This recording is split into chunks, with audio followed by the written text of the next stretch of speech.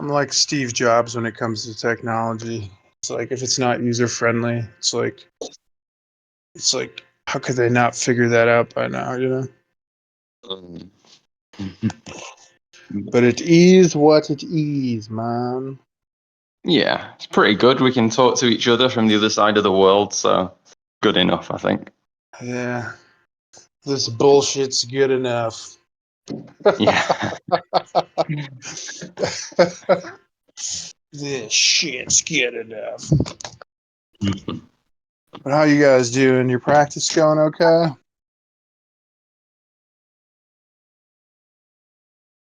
Yeah, it's going pretty good.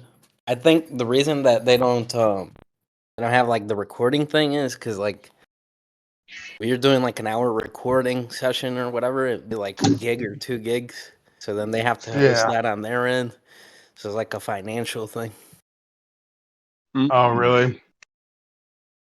Yeah, that makes sense, actually. Yeah. An hour recording. Yeah, that can take up a little bit. That's surprising, though, a gig or two. I know videos take a shitload. That is faux show. Yeah, I've got a friend who's just started a YouTube channel, and he was saying he's got like nearly a 1 terabyte card for his Wow. little GoPro, and he films in 4K, and he fills it up like in no time, and then he has to transfer Wow. it all and edit it all, and just silly. Man. Like, who needs 4K and then 8K, and then one day it'll be like 80K, Wow. and That's a lot of data, man. Terabyte. yeah. Yeah, Amazing. that's crazy. Yeah, but I guess it all kind of balances out. Like the more sophisticated the rendering of the video gets and higher quality, then it's like just takes up all the data you buy anyway. That's like a shitload Yeah. of data. Coffee. Just make people buy more stuff to do it. Like your 4K TV isn't good in your Yeah, computer. right. Like, Yeah, totally.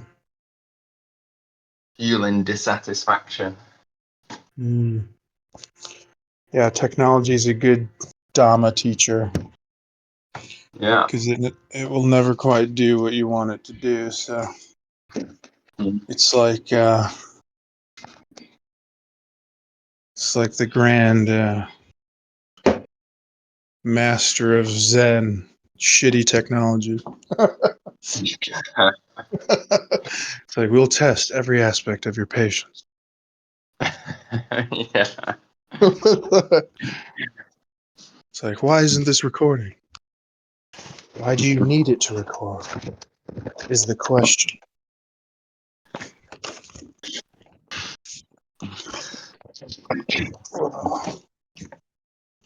So your guys' practice going okay? Yeah, thanks. All good here. Oh, that's Same, cool. same. Doesn't really stop. It's just pretty Oh, that's stable. good, man. It's really good. Yeah, I was listening to a video today of Garchen Tripchul Rinpoche. Have you ever heard of him? He's like a Tibetan Rinpoche. It's pretty awesome. He spent after the Chinese invaded Tibet, he got captured and he was a soldier too, and he was like killing people. And the Chinese captured him and tortured him and put him in a Chinese prison camp for like 15 something years. And he's the most he is such you just look at his image or a video of him, he's like the most loving looking dude that ever lived. He's like a grandpa. He's like a loving old grandpa. And He has such good energy. And there's lots of interesting videos of him on YouTube if you ever get a chance to watch any. He has a really good one that explains Tumo meditation. And he gives out a lot of Tibetan secrets. And he explains in the video because times are changing and there's not many young people passing on the traditions and teachings and stuff. So it's kind of awesome watching somebody like him explain that. Oh, hi, Green Sage. Hey there. Hey, what up, Green Sage? What up? Hey. How's it going, dude?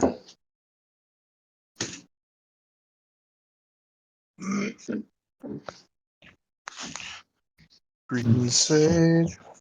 I like your profile picture. That's cool. Thanks, man.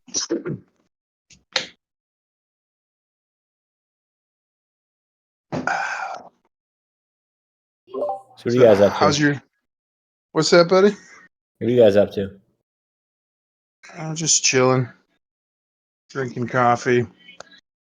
I saw you going live. You doing a little you just yapping or are you talking about something? Pretty much yapping. Nice. Okay, nice. I try to make it yapping and not just myself, but everybody else yapping about the Dhamma practice and Dhamma things, the That's truth cool. of nature, Yep, teachings of yep. the Buddha, yada, yada, yada. Cool. If you ever have any questions, or if you just want to talk about things that are happening to you recently with the Dhamma, please feel free, because I love Awesome, when man. other people Thanks, bro. talk. I appreciate that invite. Oh, yeah, no problem.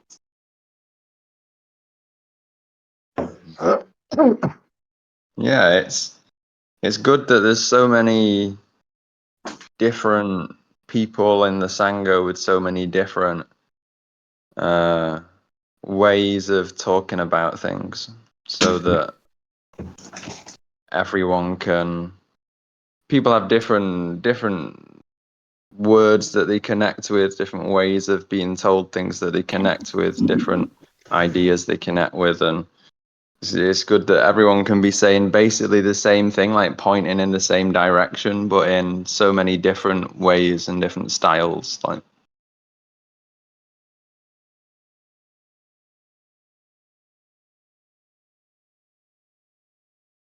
Totally, dude. And it's nice too. I notice on Buddhist calls or Buddhist type Dhamma calls, whatever the hell you want to call 'em, it's nice to have like a safe space for awkward silences, you know, because sometimes there's just not much to say. You know what I mean? That's one of the problems that I've been having. Because it's like so much of talking, I guess, in a worldly sense, is talking shit, drama, complaining. And Yes. so it clears out a lot, like, in politics and look at what this person said and do. And it's just like, I don't know, sometimes, yeah. Absolutely. There's a great movie called The Station Agent. I believe it's an early 2000s film. And it's just a independent, indie film. And it has the what's his name? The great actor, Peter Dinklage from Game of Thrones, Oh, yeah. amongst other great actors. One of the actors played this badass in Boardwalk Empire, the old HBO show. But if you ever get a chance, it's called The Station Agent, and it's a great movie, but it's very unorthodox. It's just like kind of watching a person go throughout his day in a way. But a big part of the movie is the main character, Peter Dinklage's character. He doesn't really talk much, but it's not like he doesn't like people or friendship or stuff like that. But when he gets together with his friends, they're all talkative and stuff. But he just like smoking a cigarette and just kind of absorbing the good vibes and stuff. And the movie kind of touches on that throughout the film, and it's really great. It's kind of like a Dhamma movie. Right on. Mm. Yeah, there's this one part where they're like eating dinner, and she knows he doesn't like to talk, and she's like, "It's okay if we just sit here. Like, we don't have to say anything." He's like, "Oh, thanks." And they just have a nice dinner in silence, which for Westerners is not an easy feat. Mhm. That's for sure.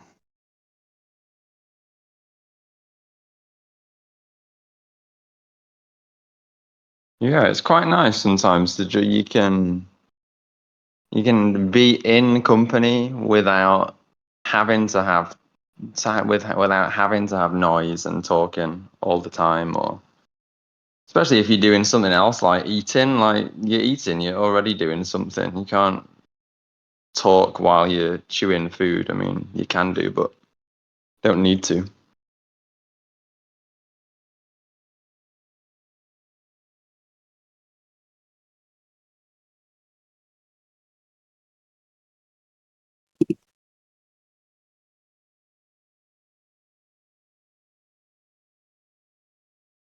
Yeah, I need to get more nicotine vape stuff. I started vaping nicotine recently because I've been hearing there's a lot of health benefits to nicotine. Anybody else Yeah. hear that? No. Are there? I mean, no, I have read some stuff about it, They're but a that was mild only cause. stimulant. Yeah, If you got just like like caffeine. ADHD. Yeah. I heard it helps with just general brain function Uh-huh. and arthritis, and helps prevent viruses, and like even crazy claims that apparently there's some study. I haven't read any studies, but they say it like helps shrink brain tumors and all this shit. Hmm. Huh. So I'm like, I used to smoke when I was younger for a while, for like 20 years. And Yeah. then I vaped, but I quit vaping because I was like, yeah, it's a pain in the ass. It's expensive. But then I heard Mm. that and I was like, huh, maybe I should vape again. Oh wow. Yeah, I don't know. I don't like. I'm not throwing any stones either because I smoke 2 packs a day. I mean, not right now, but like, Whoa, just straight up tobacco? yeah, no, it's like just cigarettes, like the menthol Nice. cigarettes. So Whoa. yeah, that's fucking $15 a pop times 230, Whoa. 30 days, $900. Wow. Wow. $900 a month. Yeah, it's because I have bipolar type 2, so I use Okay. that shit to like, and Oh, ADHD. yeah. But I feel like Dhamma's just trying to rage bait. What's that? Why is that? Not at all. Why is that? Do we have I'm any not like dignifying that line of questioning. do we Will have any not be gaslit by the rage bait. It can't get trolled. Do we have any like hardcore anti-nicotine people out here I'm not aware of? No. No, I don't know. it really, if you vape it, like there've been current UK health advice is that it's like 95% safer than smoking cigarettes. Like it Oh yeah. is it a tiny bit harmful? Yeah, but breathing's a tiny bit harmful. Like Yeah. yeah, it's a mild stimulant, acts on the body similar to caffeine, but only lasts 15 minutes instead of like 8 hours or something, the half-life of caffeine. So yeah, like I pick up and put down vaping every now and then. I don't feel much different. Like I vape, I don't vape, same. It's just can get to be a bit of a distraction, like a constant thing. Whereas with smoking, you don't really, well, often people don't smoke all the time, but with vaping, it's easy to do it all the time. yeah, that's the problem I had. I started vaping and then I switched to cigarettes. It's like you're vaping all Whoa. day, every single hour of the day. it kind of becomes kind of hard to match that nicotine level. Yes, that's true. Yeah, man. That must feel good though, 2 packs a day. Ah, I remember when I said it must feel good 2 packs a day. I remember when I used to smoke cigarettes and it was heaven, but after a while I just couldn't breathe. If I didn't have trouble breathing after I smoked for like years, I just would have kept on smoking, I think. But because I don't know, it's just something happened. I started getting headaches and couldn't breathe well. yeah. And it makes sense, it's like not just the tobacco, it's it's carcinogens and all the shit they put in there. Yeah. But yeah, I would totally keep doing this if I just couldn't breathe. If I could still breathe. Yeah. Yeah, I don't know how I'm Yeah. doing anapanasati with this shit. Like, Oh, that is anapanasati, really, if you think about it. cigarette anapanasati. It's really just relaxing and breathing. Uh-huh. Just a different style, Yeah. but same outcome.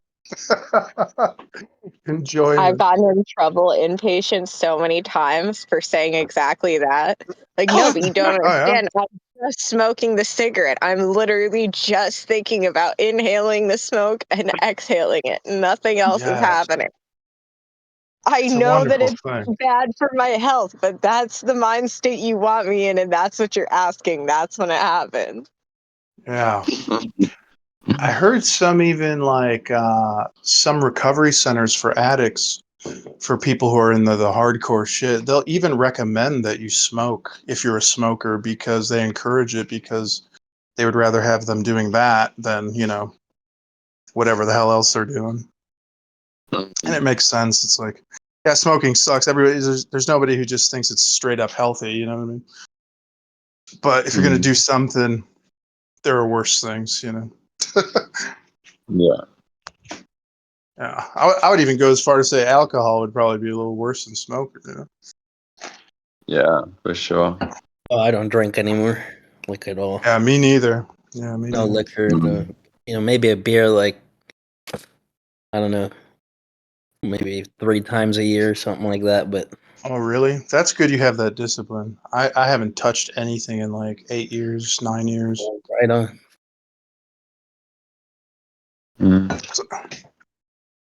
Because yeah, I was addicted to that shit. That's for sure. Yeah. I couldn't just have one. I'd have to like fucking finish everything. And I was great. I was in a good mood most of the time. But if somebody said the wrong thing, then I'd turn into a psychopath. So Yeah. it was not good. So Yeah, alcohol can really mess with your mind. oh yeah. Yeah, so once Smoking. my kids were like 1 or 2, and I never had like a huge problem, but it's just like I said, like it was like a loaded gun, So once my kids turn like 1 or 2, I'm like, yeah, I'm never touching. I don't ever want them to remember me with a beer in my hand, because that's like a nice gift I could give them that I never had, Yeah. Because all my parents drank and smoked and whatever. And I would always think, what would my life be like if I just never saw my parents with that? Probably be a lot better, Yeah. And it's been working out great. I have no urge to drink anymore. The only thing I do now is I have like a cigar once in a while. And last time I smoked reefer was like years ago.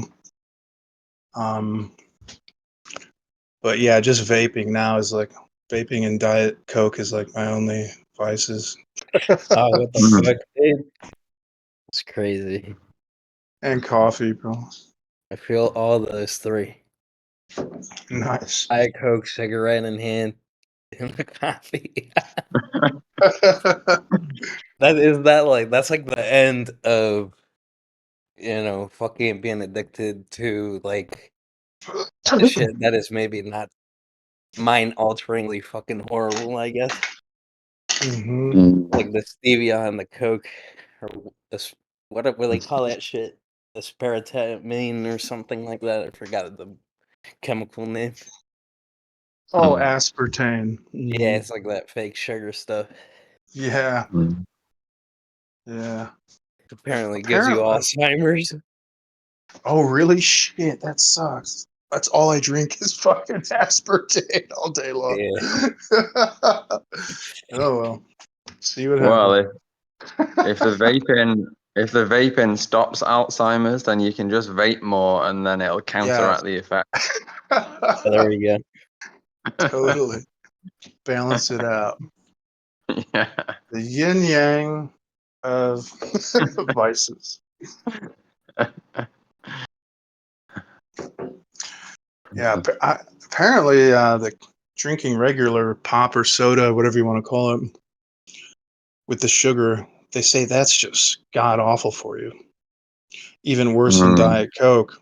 They say if you have like 1 to 2 cans of regular pop a week, your chances for, I forget exactly what type of cancer, but I think pancreatic may possibly go up like crazy. Your chances of Wow. getting that are like 85% higher or some shit just from the Coca-Cola or sugared pop. But not for Diet Coke, so that's good. Mm. I don't know why American sodas have so much sugar in compared to other countries. Like the same can of Coke in England has a way less sugar in than in the States. Oh, really? Yeah. That's interesting. Mm.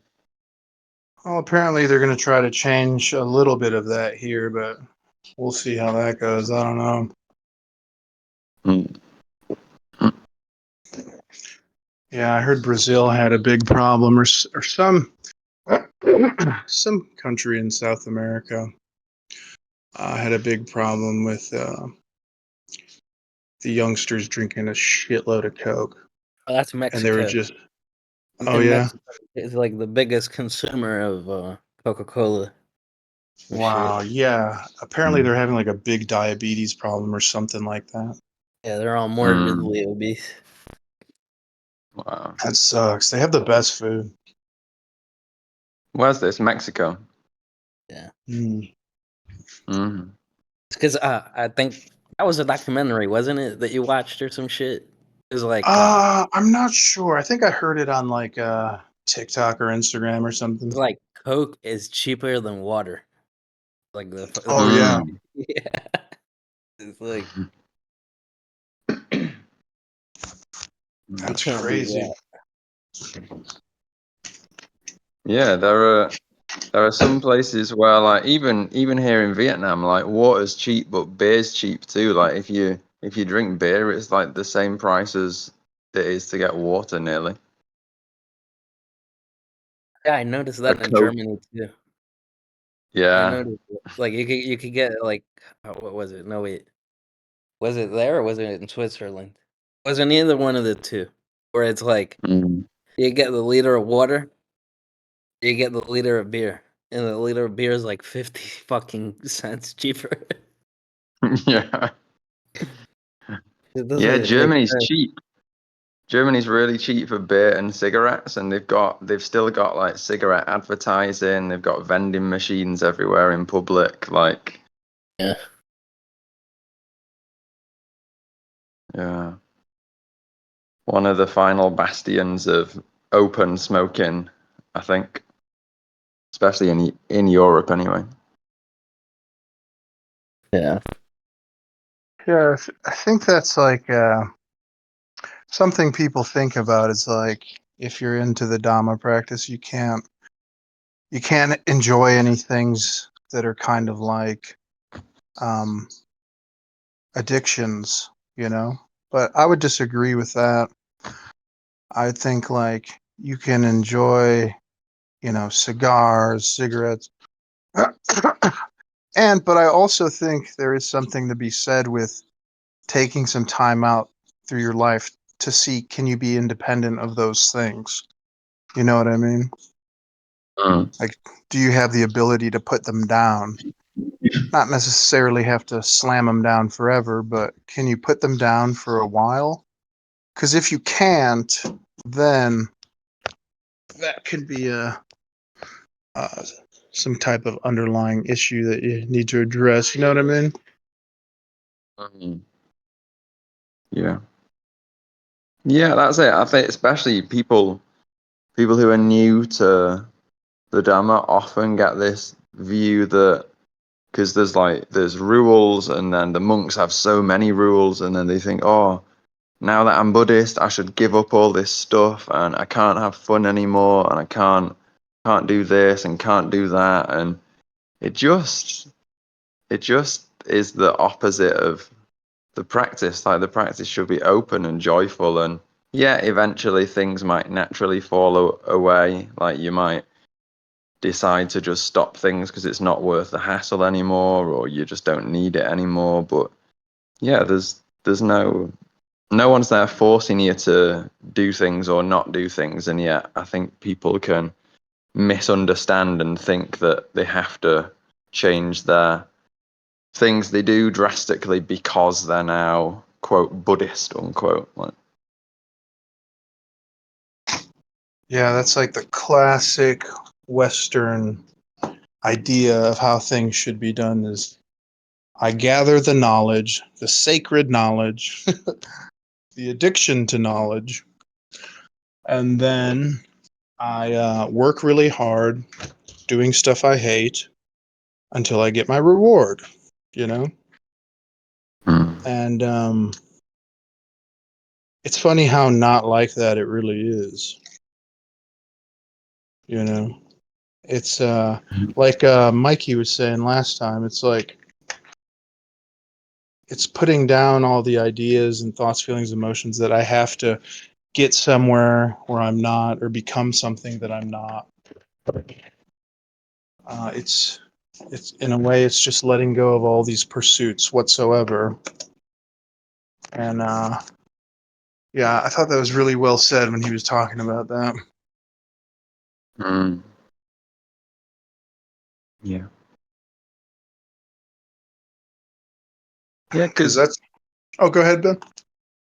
I was just going to say that, like, naturally things come and go, like, just with the flow of life, like, things that people are interested in come and go, things that people have access to or the physical ability to do come and go, like, and so, yeah, you might be into something now and something might be a part of your life. It might be objective, like, it might be healthy, it might be not so healthy, but things come and go and things change, and it is what it is. Like you don't need it to be this way or need it to be that way. It just is what it is, and if you're happy with it, you're happy with it. If not, you can change it right now. Like there's no pressure from anywhere. Like do what you want. You can still practice the Dhamma. Totally. In a way, it's like the only thing you have to do is give up the illusions of having to do all this shit, you know? And you just have to do a little bit of shit, a little bit of practice. And I think a lot of people on the path, not to put it in measurements or whatever or comparisons, but I think surprisingly a lot of people are much further along than they recognize. Because a lot of the times it's just letting go of trying, like we were saying, like trying to get somewhere else. It's like you're perfect just the way you are. You have Buddha nature. You are the Buddha. You are peace. You are equanimity. You are joy. You are sukha. And even when the dukkha comes, and it inevitably will, recognizing it is for what it is, just a fading, passing phenomenon like the clouds in the sky. Even the dukkha transforms into sukha. But, you know, and some people say, well, I'll never have dukkha again. I'll never have dissatisfaction again. You will, and that's okay. You know, you'll make mistakes, and that's okay. And if you can get to that place, I think there's what else is there to do? Where else is there to go? Than to be satisfied here and now, gently resting in the way things are, not needing to go anywhere, climb any mountains, run any races.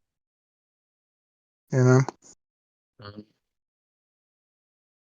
Yeah, I like the analogy of dukkha being clouds in the sky. It's one that I use too, because it really is that way. Like sukha's always there. Like sukha is underlying nature when all the dukkha's stripped away. It's not that we are dukkha, or that we are. It's just that dukkha is obscuring the sukha. So if you can see it as that, and can even change your mind about things, literally just change it, so that then if the dukkha isn't dukkha to you anymore, then there's no dukkha, and then sukha just naturally becomes clear, because the dukkha's poof, just gone. Like, just gone.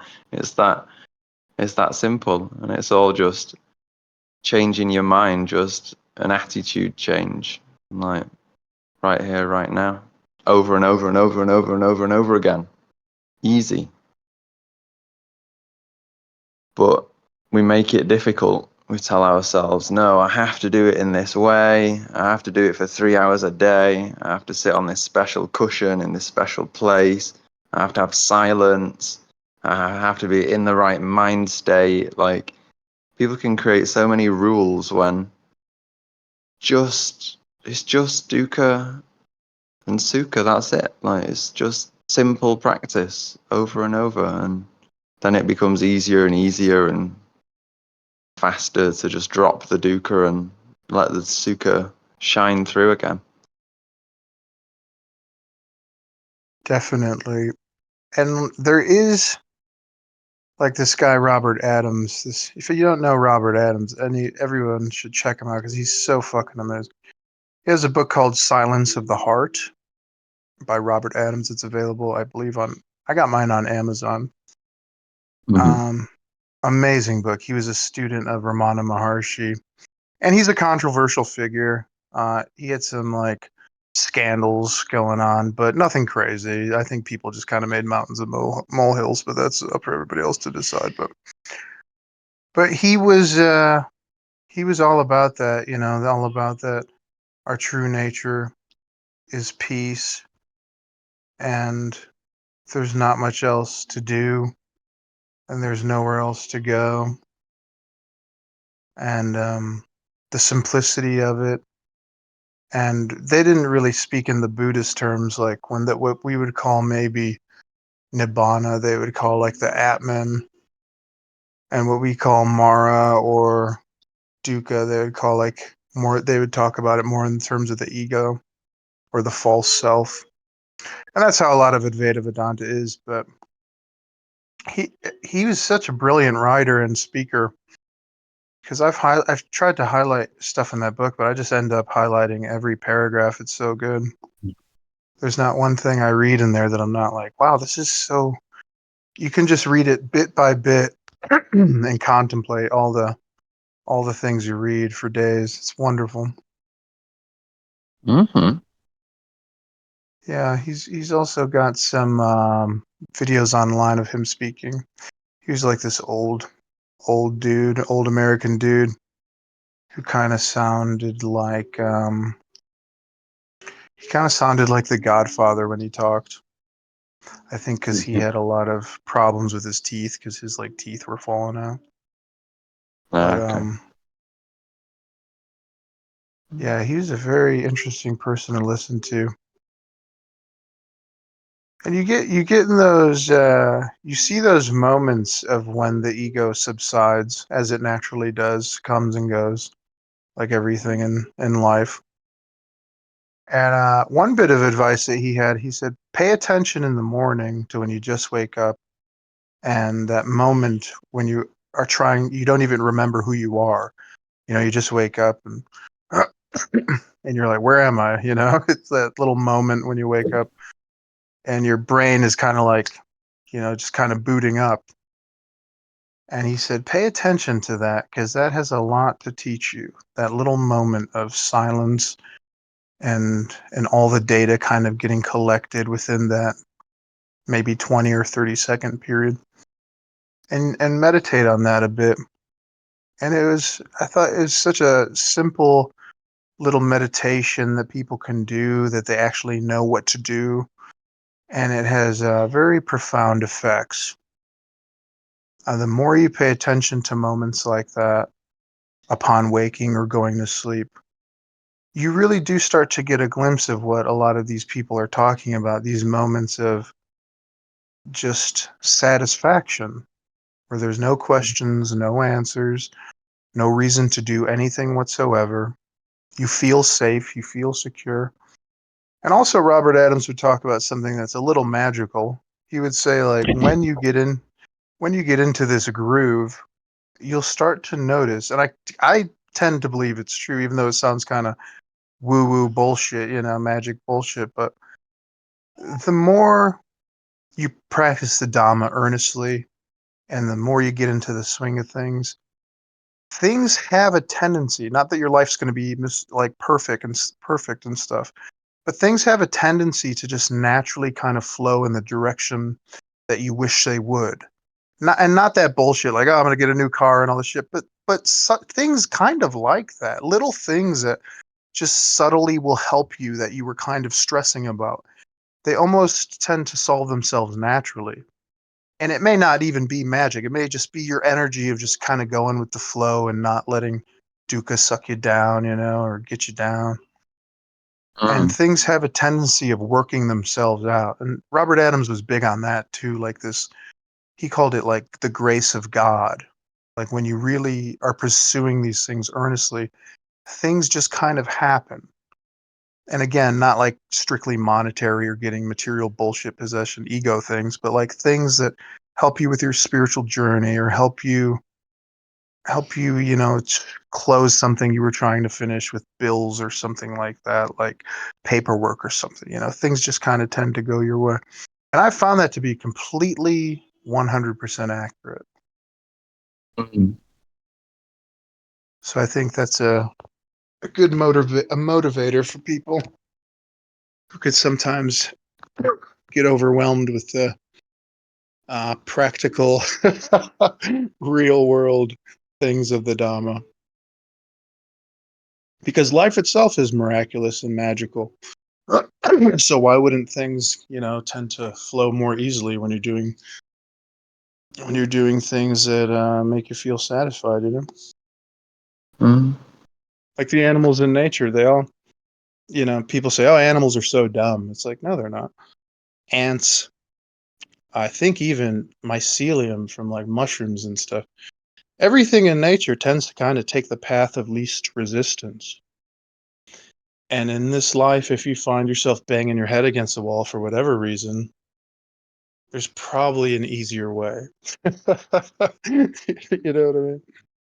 Sometimes you got to crack a few eggs, but generally speaking, if you're banging your head against the wall and it's kind of becoming an issue, there's always a better way,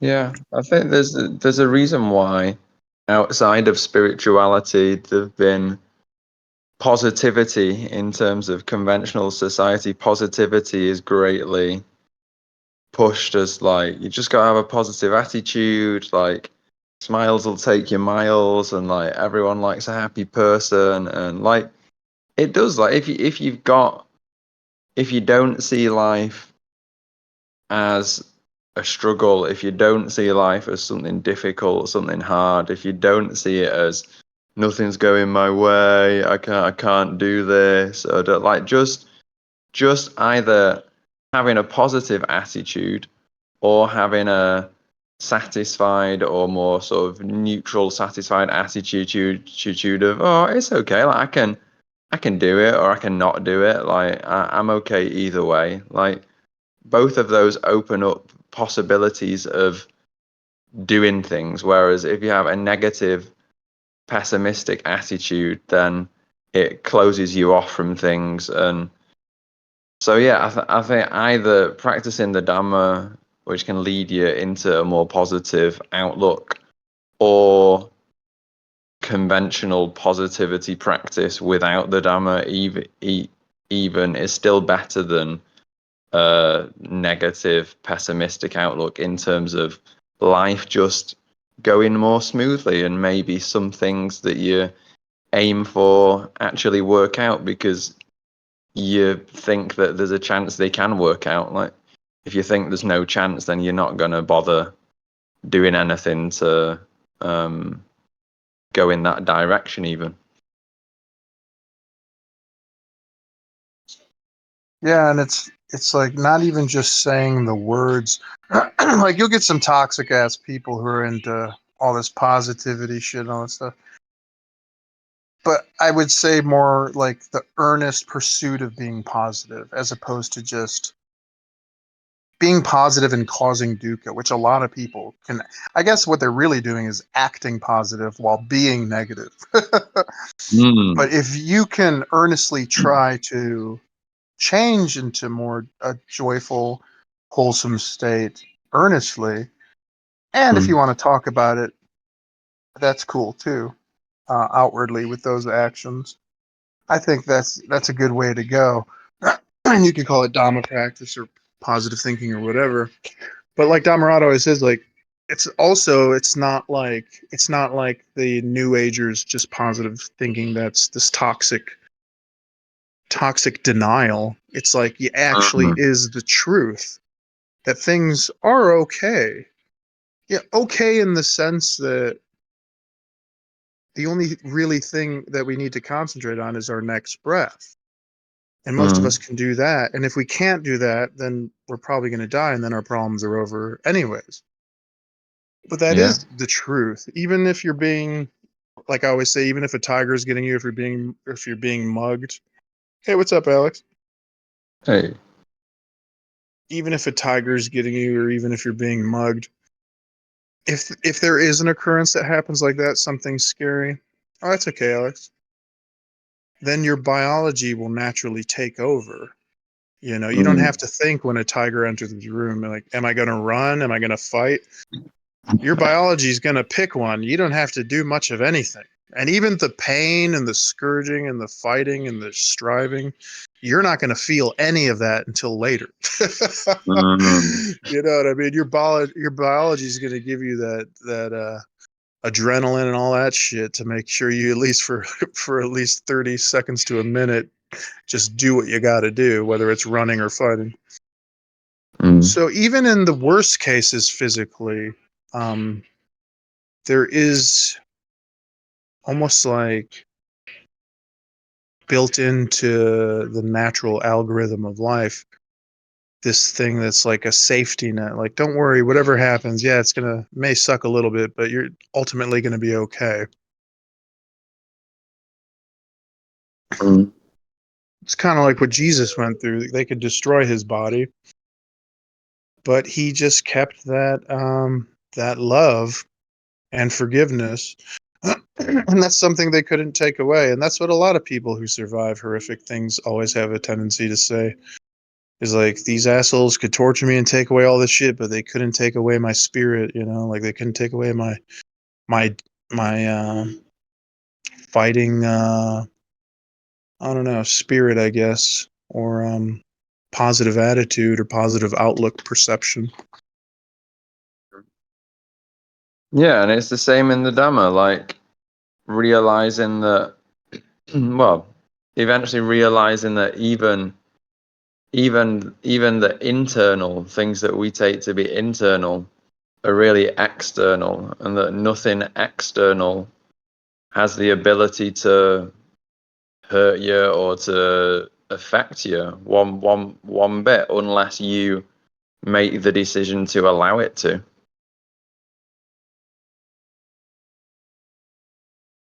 Yeah, your body will get sick. Yeah, you might get injured.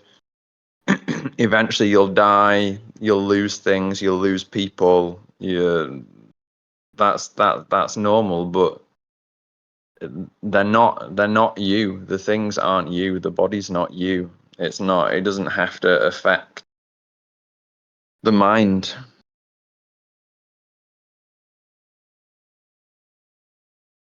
Yeah, and the Buddha would often mention, like, in this one book I had, I don't know what parts of the Pali Canon it is pulling this stuff from, but he talked about, like, when your friends lose something, when your friends, family members pass away, yes, you feel bad for them. Yes, you hope they find what they lost.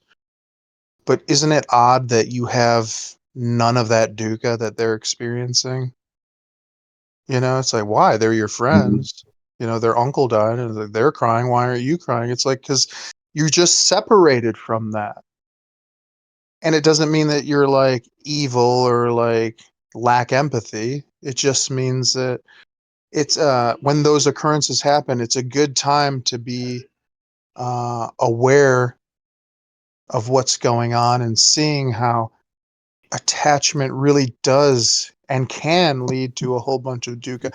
Not that mourning for somebody is necessarily a bad thing, but you can see when you take a step back, when it's not personal, when it's not you, it's almost like a superpower. Like, oh, he lost his car keys. Like, yeah, I want to help him find them, but I'm not sweating it. You know what I mean? It's not my problem. And if we can find a shift and change in perspective, it's like that's how we can approach all problems in life. It's like, yeah, problems will occur and we'll try to solve them the best we can in the physical reality. But ultimately, it's not up to us. It's going to happen the way it happens. All we can do is try the best we can and not take things personally. And it is like, wow, this stuff actually works. And I do it with my son all the time. He has nonverbal autism, and he'll try your patience. And with Dhamma practice, it's changed so much. And he's like one of the best teachers I can ever have. But he teaches you patience. And when you're earnestly practicing, you can see, like, okay, I have two choices. They're gonna do what they're gonna do. And even if they don't have special needs, just children in general, they're gonna do what they're gonna do. You can let it drive you insane,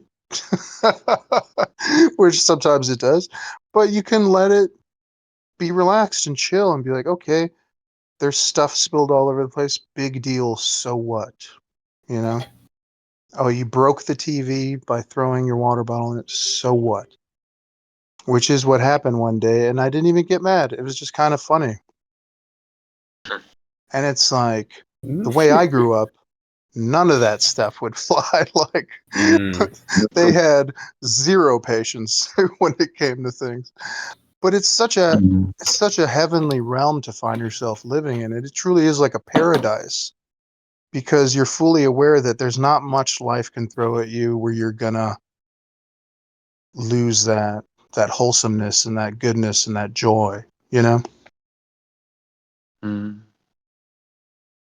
Yeah, it's all just mental stories. Like the thing with if your friend loses someone or loses their car keys, or like the only difference is the mental story that we've got, that we tell ourselves, oh, this person belongs to my family. This person, I have more mental stories about this person, and so I should be more sad when this person dies than when this other person dies. But neither of those people are you, and even what you think of as you isn't you. Like, that's just a mental story too. Like, and then the TV breaks, whether someone breaks it by accident, whether someone purposefully breaks it, whether it just breaks because it just broke, like, end result's the same. The TV's broke. It's pointless being upset about it. You can either have it fixed or change it, or not fix it and not change it and leave it. Like, no need to get upset or pissed off, or just is what it is. So I think Dhamma practice is great in that it gives you the space to see that and to be able to drop the mental stories. And then stuff's just stuff, whether it's a person or a TV or the body or just anicca wata sankhara. Like, stuff breaks and passes away and just is what it is. You can be more okay with it than before.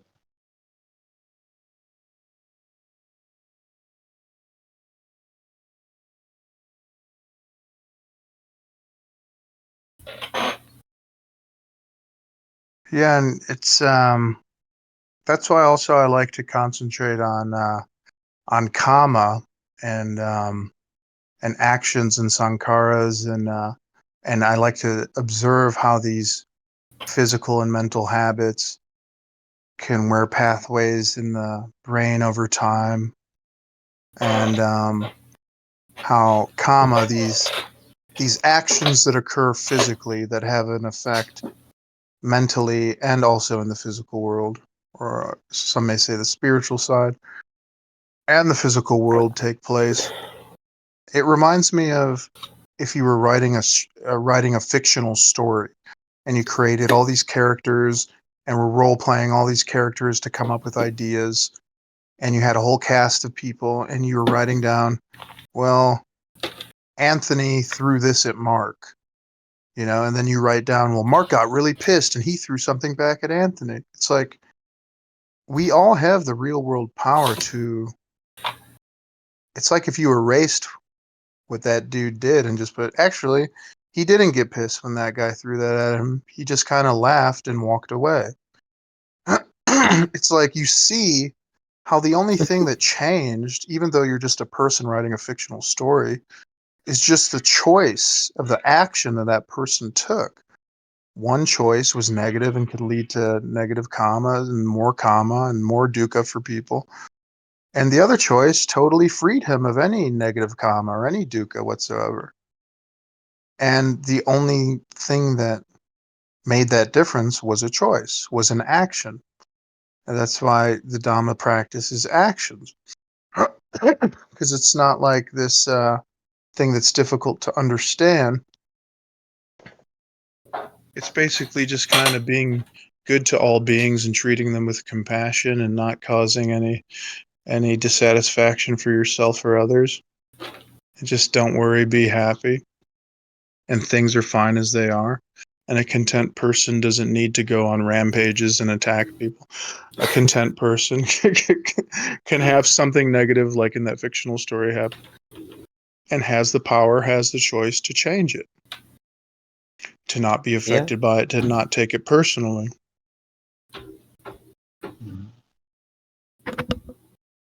Totally. And what else would it be, really, but an action, but a choice? Any spiritual practice, anything else, you're just fooling yourself. Oh, if I get this chakra to this place, then I'll have a glowing light on my head for 3 days, and then I'll eat vegetarian for 5 days, and then I'll go to this realm. A lot of that stuff, it's interesting and it's fun, but that's why I always was drawn to the real world kind of Dhamma practice, because what else? Why do anything if it's not going to teach you or give you some type of action that you can use in the real world that will benefit you and all beings? Like, what else is there really?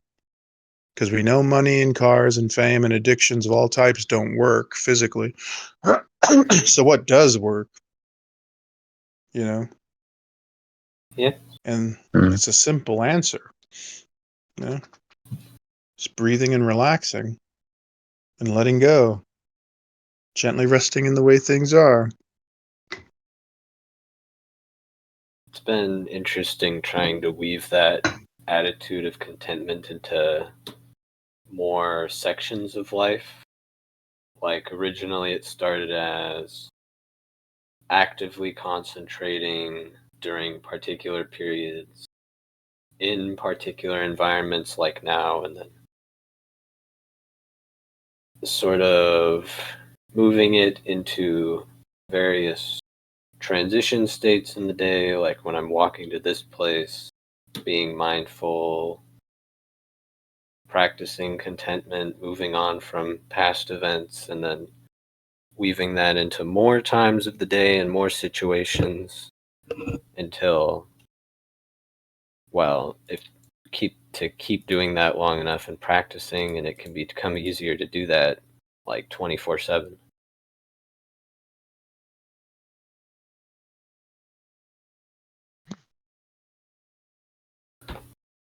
Yeah, totally. Start out in places where that's why seclusion is highly recommended, at least initially. A nice start.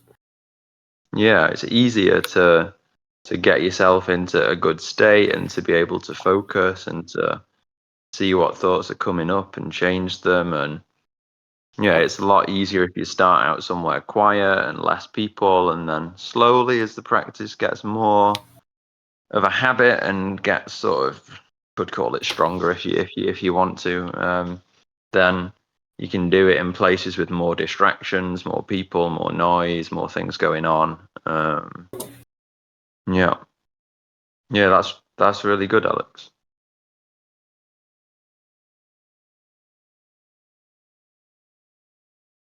Yeah, one time, mate, the only time now here that practice isn't always actively engaged in is I'm an English teacher, and so if I'm in a lesson with like 15 6-year-olds, 7-year-olds, and they're being noisy as shit and behaving not that easily to manage, then I just go into I just let it be. Like, practice helps in that I don't, even if I shout, I'm not shouting because I'm actually angry or annoyed. I'm just shouting because I need to manage the classroom so that all the other kids can learn, and it's not just like 2 or 3 noisy kids taking over the space. But like there's going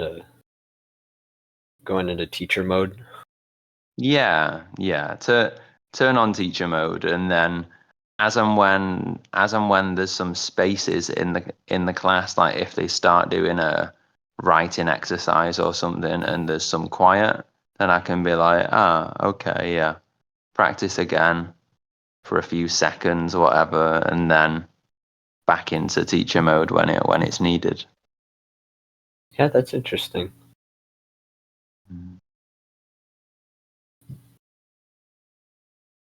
Yeah. Depending on how about you? What? How about you? Are there any situations that you still either aren't able to practice in, or that you find it more difficult to sort of remain aware of stuff in?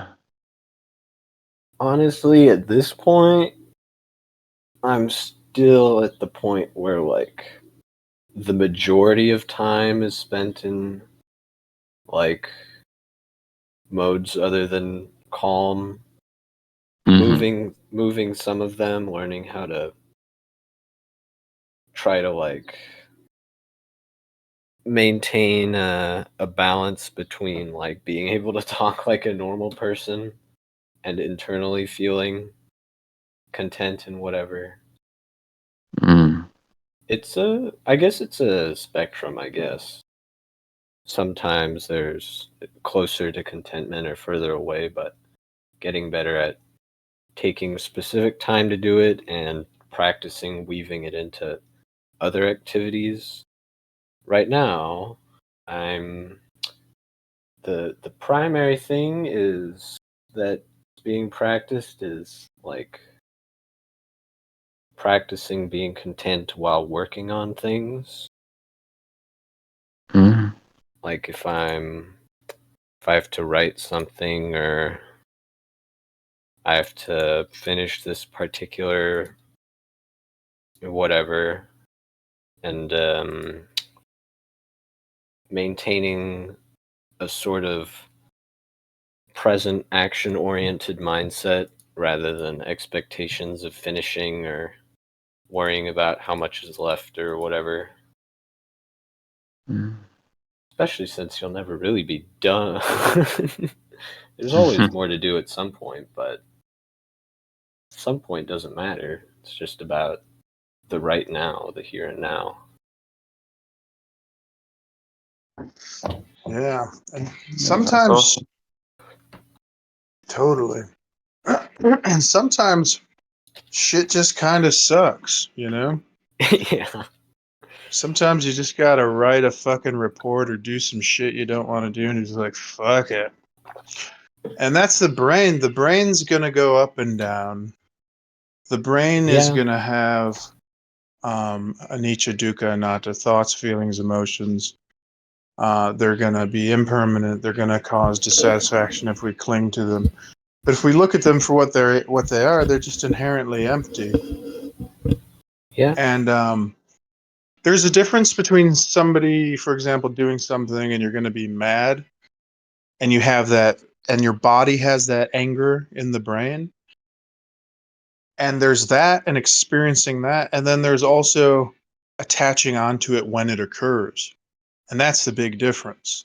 Even if you're not doing unwholesome actions, even if you're like, but you're still, somebody's looking at you and your energy is just like radiating anger. Yeah. It's like that's you could even go beyond that, you can let that go too. You can have that anger, you can have that intense anger pass through your body, or this meat puppet, Yeah. and you don't The have to mind- cling. The mind Yeah. contains the anger, but you don't have to be it. Yeah, you don't have to attach onto it. And that attachment, I think, is what people sometimes misunderstand.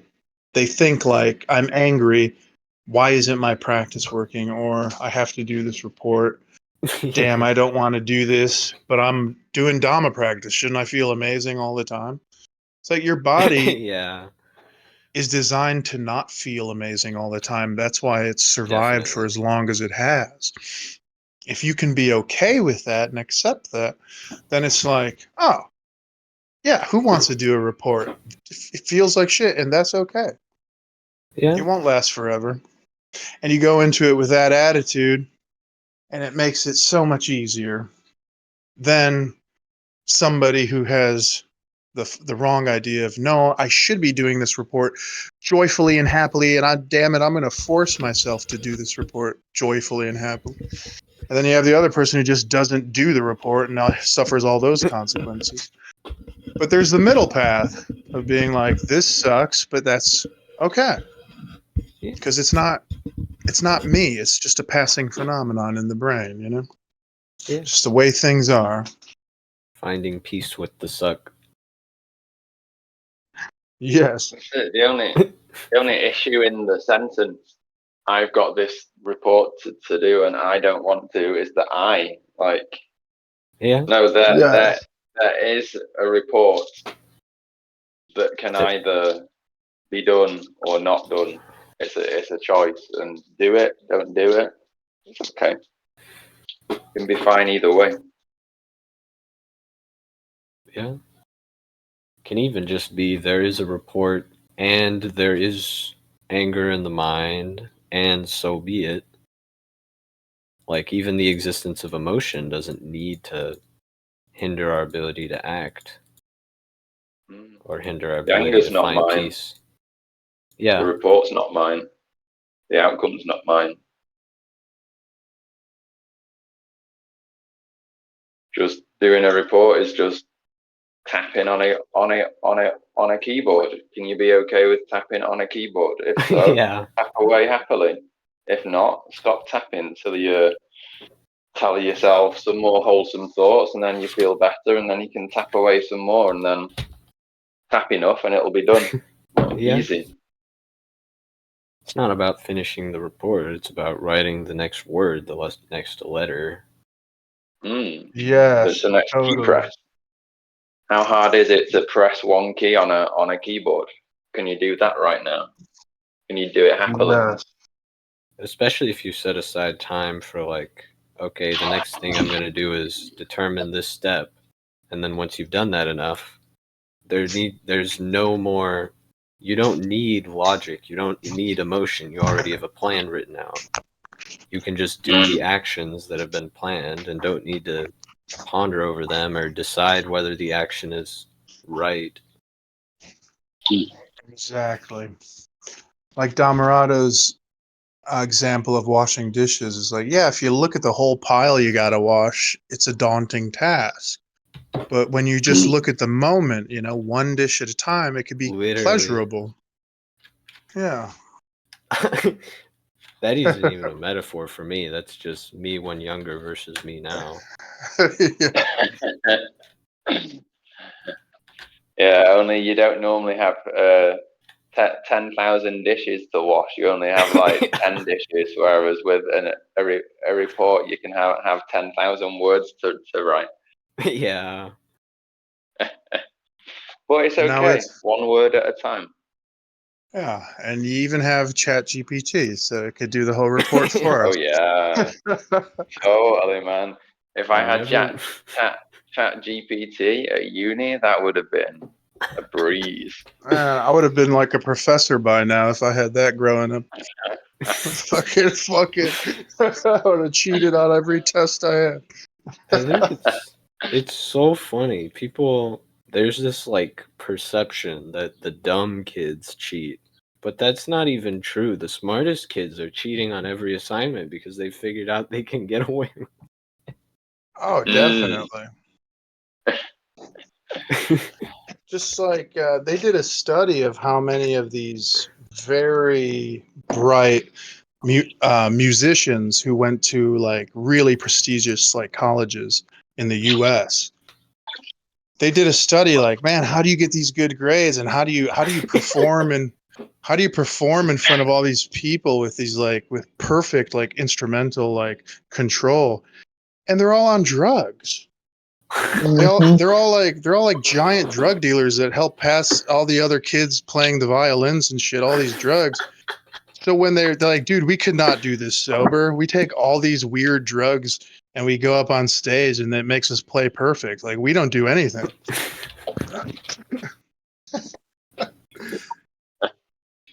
But you look at them and you think, oh, maybe they're just like these amazing people that are just better than me. It's like, no, they're just people, dude. Yeah. Just like Olympic athletes, quite often they use all sorts of methods and new drugs to sort of get around and anti-doping rules and to give them Yeah. a big edge. It's just Yeah. sometimes they get caught and then they're like, oh yeah, I'm sorry, I didn't know that I shouldn't have taken this like rare Brazilian epilepsy medication. When I was younger, I was reading that famous bike rider, Lance Armstrong's book he wrote, his autobiography, I guess. If that's the one where you write about yourself, right? Is it autobiography? Yes. Yeah. So I was reading that. Oh, go ahead, buddy. Go on. It's not important.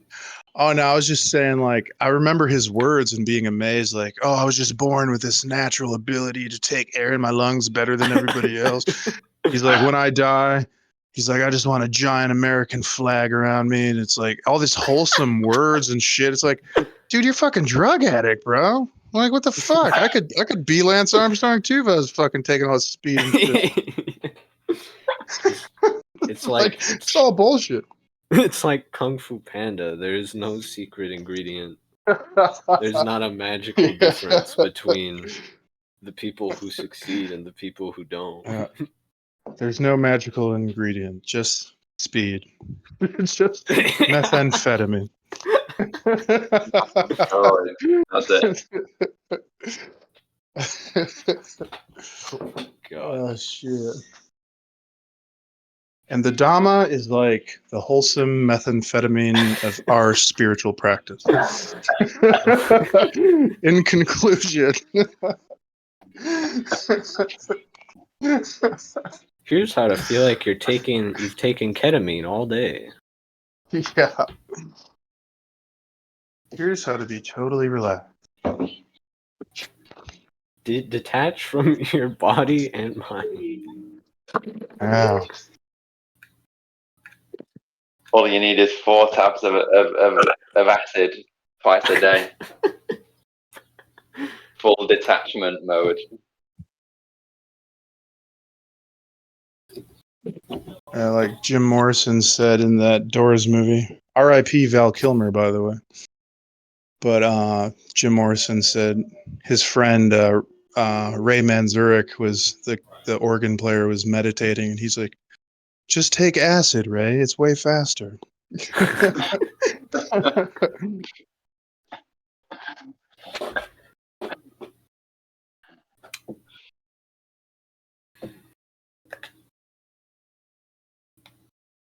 Kind of sucks with like drugs and addictions though, is that you're like, you feel peace now at the cost of even more dukkha later. So in the short term, yeah, but in the long term, it's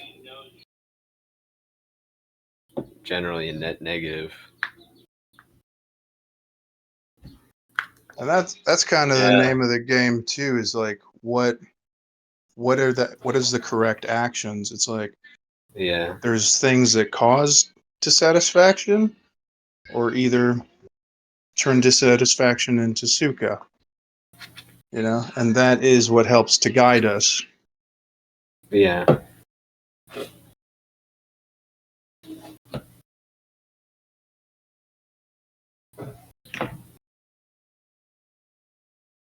Yeah, and we've got a choice. It's just being aware of what's going on. Like if you do something and you see that it's having a unwholesome effect on mind, on the body, then you're free to stop doing it. Like no one's making you do it, no one's making you stop do it. Like it's up to you. You just got to have the wisdom to see for yourself what works and what doesn't work for you, and make a change when it doesn't. Simple.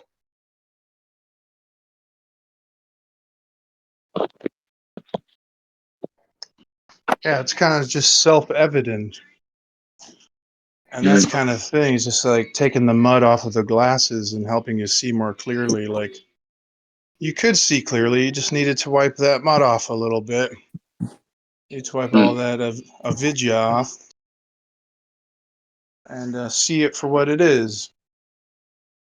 Which in reality, there's not much to do. It's all just superstitious beliefs of needing to get somewhere else or do something.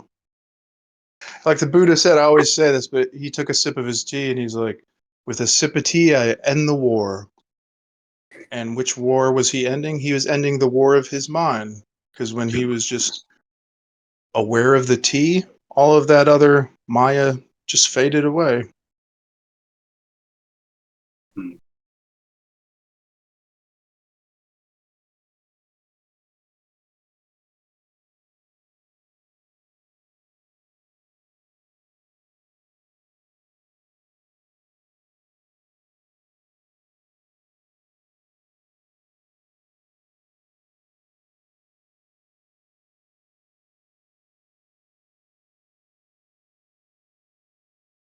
It's been a great chat, guys, but I'm going to be off now. Yeah, I think me too, Mr. Ben. Mm-hmm. It's good talking to all you guys. Yeah. Good chat, everyone. Have a good day. Yeah. Feel free to Okay, stay man. on. Take care, Dhamma. You too, guys. Feel free to stay on or leave. Your choice. Much peace and love. Peace out, guys. See you, Alex. See you, Sanchin. See you. Bye-bye. Peace.